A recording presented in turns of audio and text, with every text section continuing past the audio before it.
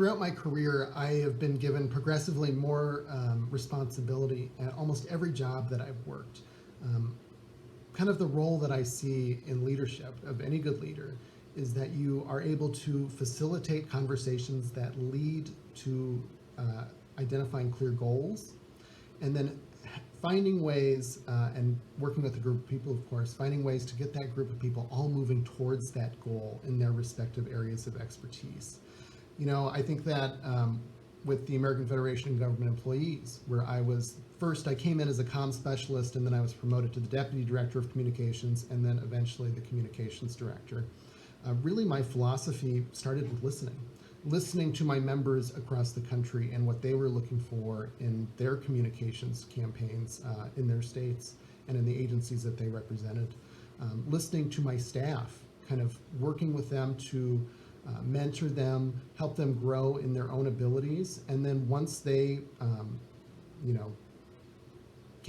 became part of our strategic planning process, really let them excel. They are the subject matter experts when it comes to their areas of expertise, not me. So trusting them, really making sure that they had access to the right tools and resources to be successful was critical. And I think it really showed in our work.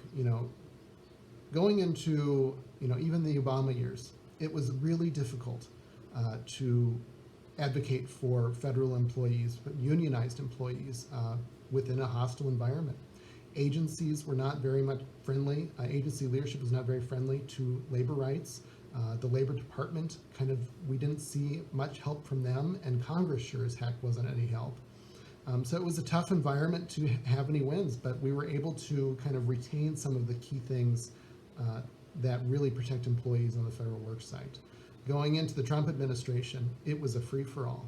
We knew they were coming at us, and we really needed all hands on deck to all contribute to defending labor rights at the federal employee level.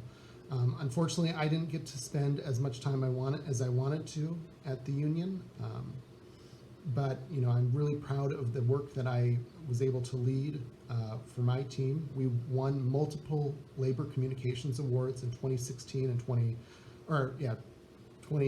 2017, and you can see all of that on my resume at the bottom. I've listed what work I helped my team accomplish there, but I'm really proud of it. With the Veterans Healthcare Policy Institute, it's a 501c3 that I helped really build from the ground up. A group of veterans and journalists and healthcare advocates had come together and wanted to work on anti-privatization issues of the Department of Veterans Affairs.